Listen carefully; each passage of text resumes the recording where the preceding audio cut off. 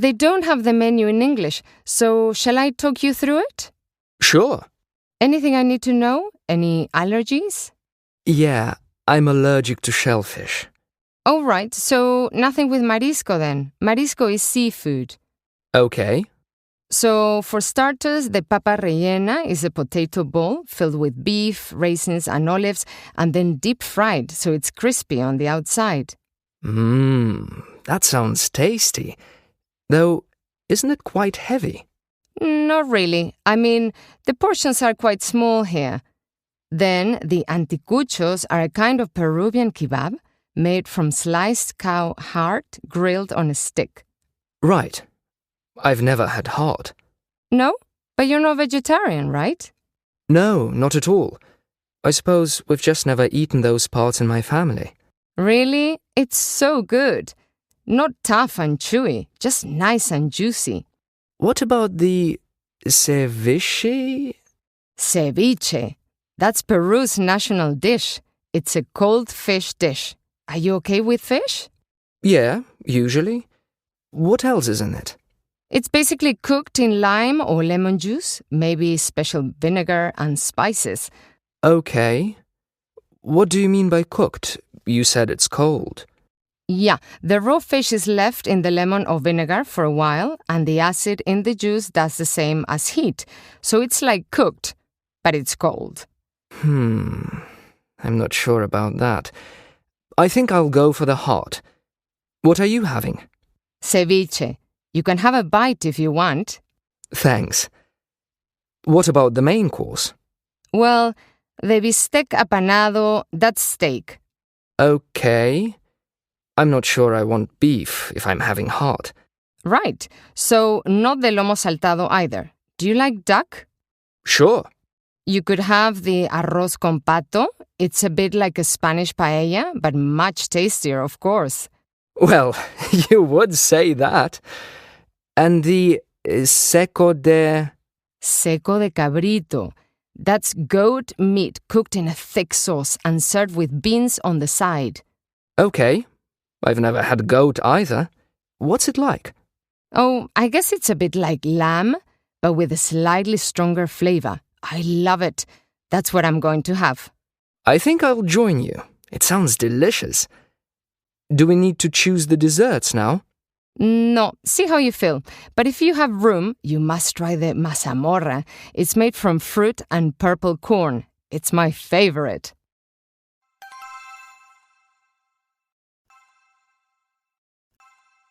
So, where do you want to go for lunch? How about Anna's Cafe near the library? It's really good for me. There are a lot of gluten-free choices. Don't tell me you're into that fad too. It seems that gluten-free is all the rage these days. Everybody I know is avoiding bread and pasta, my two favorite things. It's not a fad for me. I've had stomach problems for years, but for the past 6 months, since I've been staying away from gluten, I haven't had any problems. I feel much better. Really? I didn't know you have a stomach problem. I don't like to talk about it. It's not the most interesting topic to talk about. But I do understand your point. Gluten-free diets do seem to be gaining popularity, even among people who don't have problems with gluten. Exactly. I know a couple of people who have stopped eating gluten because they think it will help them lose weight. But I've read that a gluten-free diet is not a weight loss diet. Just look at me. I haven't lost any weight in the past 6 months, and I haven't had a thing with gluten in it. But I do feel much better.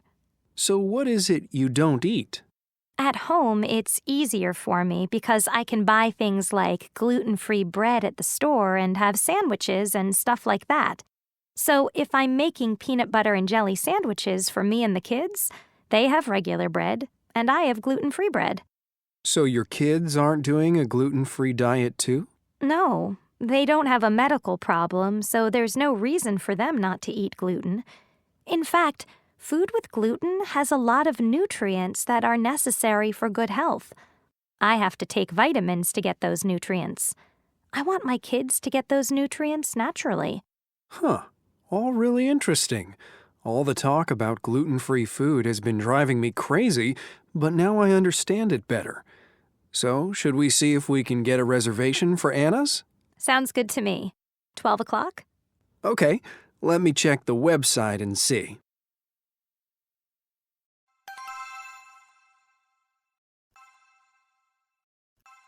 So, Tom, I understand you have some questions about your eating habits. Well, yes. I'm looking for a way to improve my eating habits.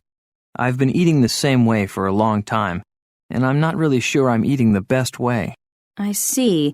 Well, it's great that you're taking these first steps. Why don't we talk about each food group first and see how many servings you're currently eating? Then I can make some recommendations. That's a good idea. Let's start with grains. Things like rice, bread, pasta, and cereal. How many servings of grains do you eat a day? Let's see. 4, probably. 4? Okay. Well, my recommendation would be to eat more. We suggest 6 to 11 servings a day. Really? Okay. And what about fruits? I eat a lot of fruit. About 6 servings, I'd say. But that's good, right? Well, fruit is better than candy, but if I were you, I'd try to eat less. 2 to 4 servings is enough. Now, what about vegetables? I guess I have about 2 servings a day. Try to eat more, from 3 to 5. That's what we recommend. Okay, I'll do that. And dairy, things like milk, yogurt, and cheese? I don't really like dairy. I have just 1 serving. Well, why don't you try more? 3 to 5 servings would be better. How many servings of protein do you have every day? Well, I love meat. Grilled, roasted, fried, you name it. I have at least 4 servings a day. Actually, 2 to 3 servings is enough. And try to eat healthy proteins, like nuts and tofu. Okay. And finally, fats and oils. That's difficult to answer. I'd say 5 servings. My recommendation would be to eat less. Only 2 to 4 small servings are necessary. You also might want to consider foods that are cooked with healthier oil, like olive oil. Okay. And if I were you, I would start a food journal. It can really help. Write down what you should eat and what you really eat. Then we can meet again in a few weeks. Sounds good to me. Thank you so much.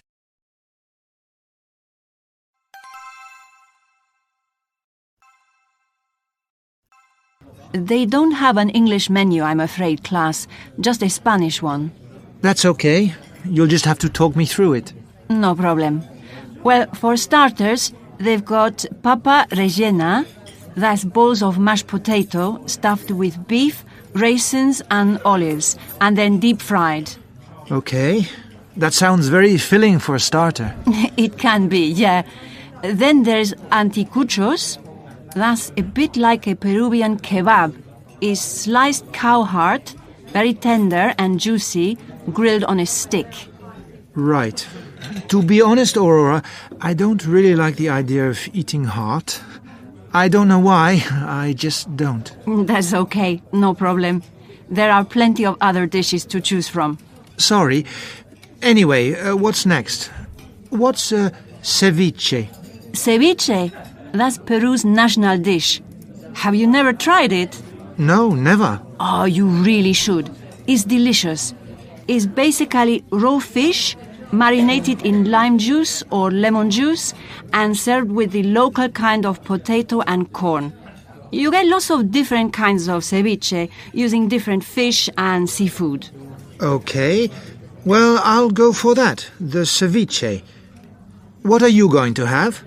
The tallarín con mariscos is a kind of spaghetti served with shrimps and prawns and squid. Sounds great. And what about the main courses?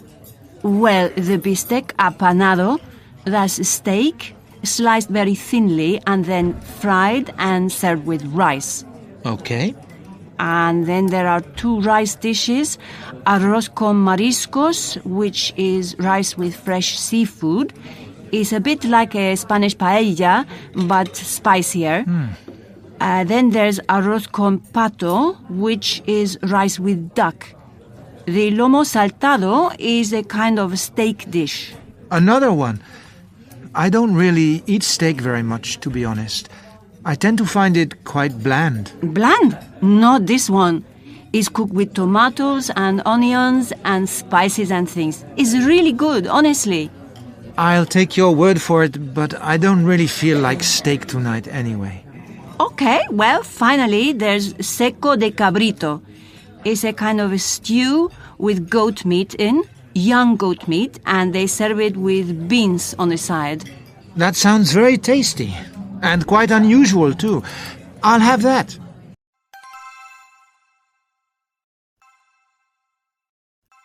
Ricardo, what do you want to drink? Do you want me to get you a coconut water? A coconut water? At $4.50 a bottle? No thanks. I'll pass. I'd prefer tap water or an apple juice or something. At least it's cheaper. I know it's a lot, but it's worth it. You think so? Well, yes. For the health benefits, you know? What health benefits? Well, food experts say that coconut water is just about the best thing you can drink. It is a rich source of potassium, and it hydrates you better than normal tap water. And you believe that? Sure. I trust the experts, and I know when I drink it, it's refreshing, and it feels really good for me, for my digestion. Half of fruit juice is just made from concentrate. You sound like a commercial. I mean, that's what they say to get you to buy it, but it's only part of the story. Did you know that coconut water is also fattening? Fattening? Are you sure about that? Yeah. I mean, it isn't as bad as coconut milk or oil, but it still has a lot more calories than a simple glass of water from the tap. And anyway, it's not really about the health benefits. It's about sales, don't you think? Marketing departments try to sell everything as superfoods and are responsible for so many food fads. Like what? You know how now the latest thing is eating gluten-free? I mean, sure, for some people, gluten allergies are a genuine health issue. But now it's even popular with people who don't have a problem with gluten. It's just become another food fad. Even products that have never contained gluten have gluten-free on the label. I saw organic apple juice with a gluten-free label the other day. I guess you've got a point there. It's the same with coconut water. They're just trying to get you to buy it. Well, it works for me. I like it, and that's what I'm getting. So, do you want me to get anything for you? A glass of water from the tap, maybe?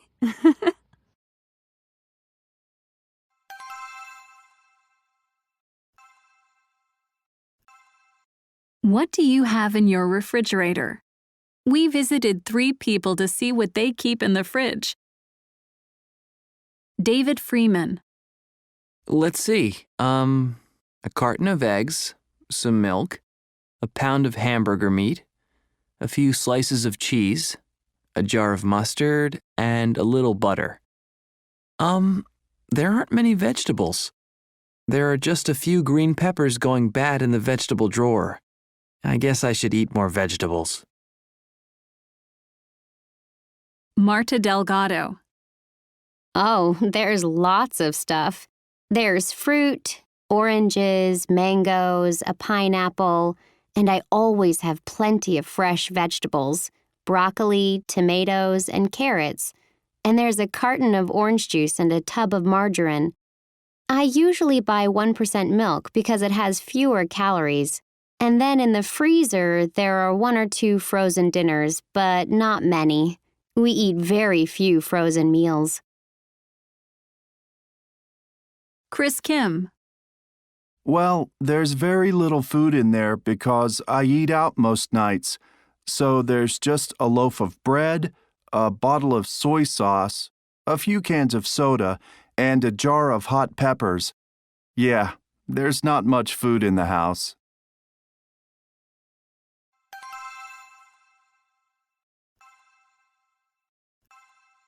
Zoe. We like to eat healthy food, so we always have lots of fresh fruits and vegetables in the house. Healthy snacks, too, like nuts and yogurt. But my favorite snack is definitely nachos. My husband makes the best nachos. So yeah, we love to sit down and watch baseball with a big plate of nachos. We always keep a few packages of chips in the cabinet so we can make some. And he puts a few tomatoes and a little melted cheese on top and some sour cream. They're so good. Yeah. They're pretty filling, though. Sometimes they're enough and we don't need dinner. And they're probably a little fattening. Kind of high in calories. But that's okay, I guess. It's nice to have a treat occasionally. Maybe I'll make some tonight. Josh. I love cookies. Chocolate chip are my favorite. I love to eat them in bed at night when I watch TV. The problem is, if I open a package of cookies, I can't put them down. I just want to eat them all. And that's not good for you, I know.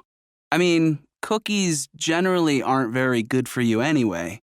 But yeah, they remind me of when I was a kid. My sister and I used to make them. I never have time to make them now. I'm just too busy. And actually, I don't remember how to make them. So, yeah, I just buy a small package every week and try to have 1 or 2 a night. It's a treat. Kate. One thing I like to eat is a lot of raw vegetables. Like, if I'm hungry when I come home from work, it's easy to just grab something like cookies or something that's not very healthy. So, I always keep something healthy in the refrigerator, like hummus. Actually, that's my favorite snack. And if it's too early for dinner, I just cut up a few carrots to dip into it. I always buy tubs of it from the supermarket. I don't actually know the recipe for hummus. I've never made it.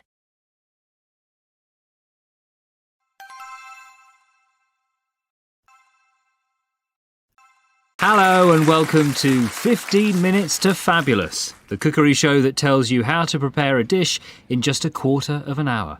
Just because you're in a rush, it doesn't mean you have to live on ready meals. This is fast food, but home style. I'm Marcus Flint, and our guest chef today is Annie Mitchell, with a quick dish that's suitable for all the family. Annie. Thanks, Marcus. Yes, today we have cheesy pasta with spinach. Sounds good. So, what do we need and how many people will it feed? OK, this is a dish for 4 people, and here's what you need. 1 medium onion, peeled and chopped. 200 grams of spinach, washed and finely chopped. 450 grams of pasta. About 2 tablespoons extra virgin olive oil, a little butter, a handful of basil leaves, and about 100 grams of grated cheese. Right, so what do we do first? First thing is to get the pasta cooking. So we need a large saucepan of boiling salted water. In with the pasta. And that will take about 12 minutes to cook. Remember, don't overcook pasta or it will be soggy and horrible. Next, we heat the oil and butter in a frying pan over a medium heat and add the onions. Fry gently for about 5 minutes until soft and golden. Now our spinach. Turn the heat down and then add the spinach to the frying pan. Mix it gently with the onions until it cooks down. It takes only a couple of minutes. So you don't need to boil or steam the spinach first? No, if you do that, you lose some of the flavour and the lovely green colour. And if you cook it straight in the pan, you don't lose any of the vitamins. OK, right. And finally, drain the pasta really well. You don't want it to be watery. Add the pasta to the onion and spinach and mix well. Finally, add in the cheese and the basil leaves and give one final stir. And there you have it, cheesy pasta with spinach. Come and try it, Marcus. That's really tasty. A great dish for vegetarians too. That's right. Of course, you could change some of the ingredients, add a few olives and some garlic. And if you can't live without meat or fish, add a bit of chicken or maybe some prawns to the onions and fry gently. It's just so versatile. Great to see you, Annie, and thanks for your recipe, which you can find on the 15 Minutes to Fabulous website.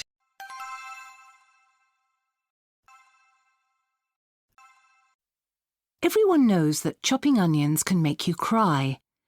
It's because onions release a toxic gas when you cut them or fry them. When the gas gets into your eyes, your body produces tears to wash it out. So, next time you chop an onion, do it under a running tap. If you cut the onion under running water, the gas won't get into your eyes. Did you know that peanuts are poisonous for dogs and can be very dangerous for humans too if you are allergic to them? Even the smallest piece of peanut can cause a very bad reaction. If one day you have an allergic reaction to a peanut, you will need to get to a hospital as quickly as you can. The fugu is the world's most poisonous fish, and it's also one of the most expensive. It's a delicacy in Japan, but eating the tiniest drop of the toxins in its intestines can kill you. Specially trained fugu chefs learn how to slice the fish very carefully to avoid any contamination. If you are ever in Japan and want to try fugu fish for yourself, you'll have to be very careful. You'll need to make sure you go to a restaurant that has a fugu certified chef, unless you want it to be your last supper. Garlic has a lot of positive qualities. Throughout history, people have believed that it has powerful medicinal uses. It can also protect you from mosquito bites. I always get mosquito bites in summer, so when I go on holiday this year, I'll make sure I eat lots of garlic. But don't put fresh garlic on the bites.